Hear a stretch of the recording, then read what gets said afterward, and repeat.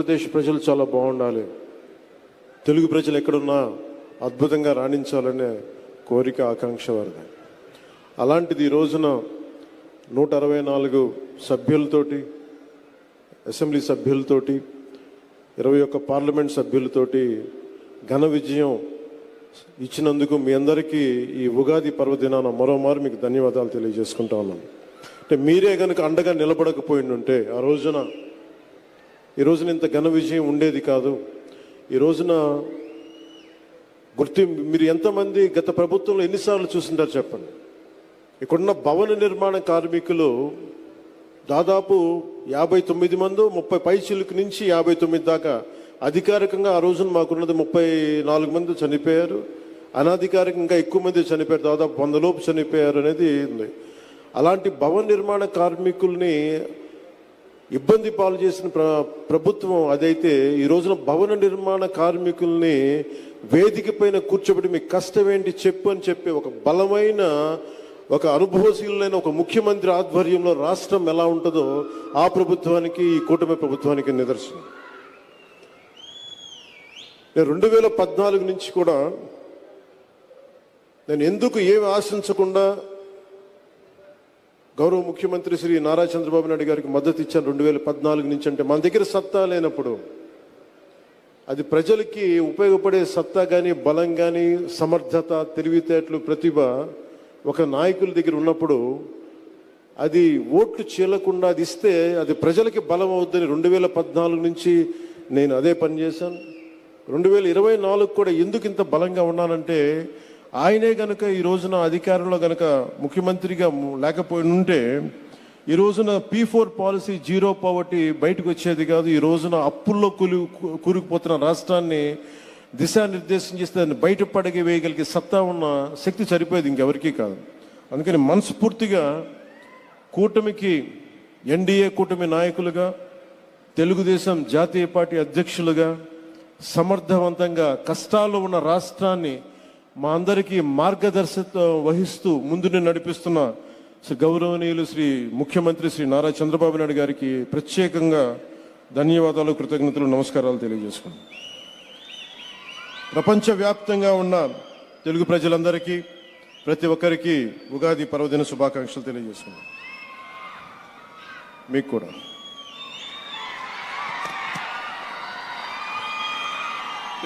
ఈ P4 గురించి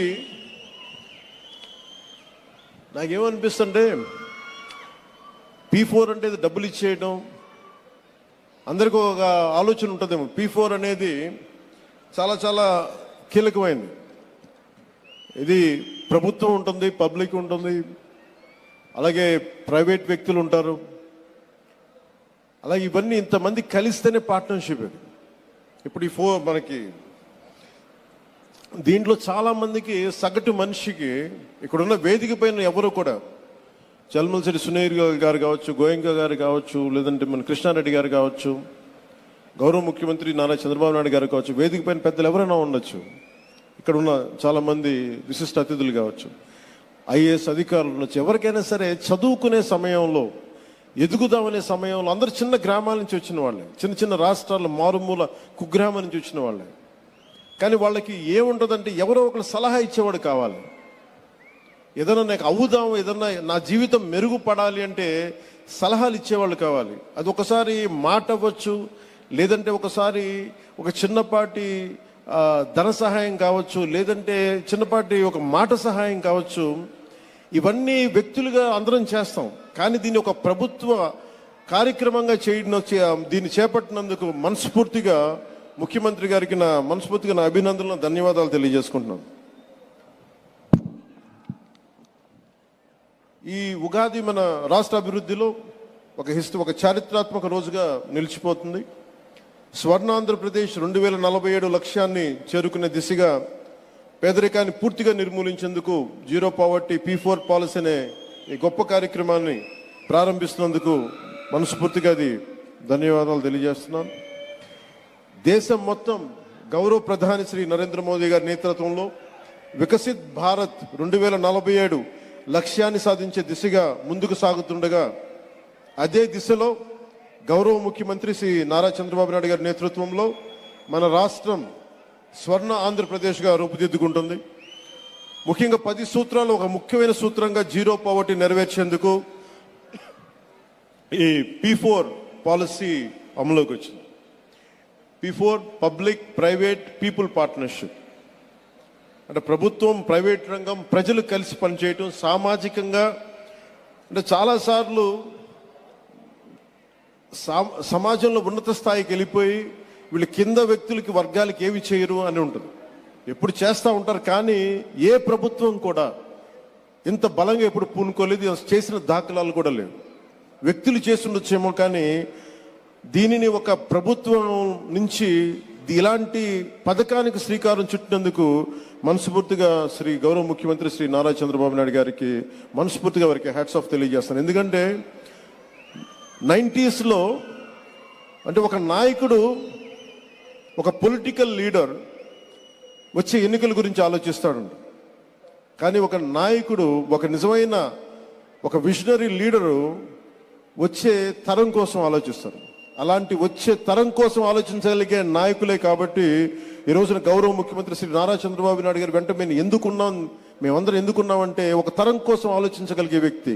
ఇప్పుడు ఒక తరం కాదు, 2-3 తరాల కోసం ఆలోచించే వ్యక్తిగా ఉన్నాం. అందుకని వేదిక పైన ఇక్కడున్న ఈ బంగారు కుటుంబం, ఈ పాలసీకి ఉన్న వాళ్ళందరూ చూడండి, చిన్నపిల్లలందరూ ఇంకా ఇంటర్ చదువుకుంటున్నారు. వీళ్ళందరికీ నాకు పరిస్థితి బాగలేదు, కానీ నా బిడ్డల పరిస్థితి బాగుండాలని ఏ తండ్రికైనా, ఏ తల్లికైనా ఉంటుంది. వారికి ఎలాంటి చేయూతనివ్వాలి, ఎలాంటి సలహాలు ఇవ్వాలి, కొన్నిసార్లు ఆర్థికంగా కావచ్చు, కొన్నిసార్లు ప్రత్యేకమైన పరిస్థితులు కావచ్చు, ఏమిస్తే బాగుంటుంది అనేది ఈ నలుగురు కలిసి మనకి అటు ప్రభుత్వం తరపు నుంచి, అటు ప్రైవేట్ రంగం నుంచి, అటు ప్రజలు కలిసి పనిచేయటం, ఇది చాలా చాలా ఒక గ్రేట్ ఇనిషియేటివ్ మనస్ఫూర్తిగా. అది అంటే దాదాపు 1,70,000,000 మందిని ఈ కుటుంబాలని విశ్లేషిస్తే దాంట్లో 1,28,00,000 కుటుంబాలని దీని ప్రాథమిక మన జాబితా తయారు చేస్తే దీని నుంచి 30 లక్షల కుటుంబాలని ఎంపిక చేసి గ్రామ సభల ద్వారా దీన్ని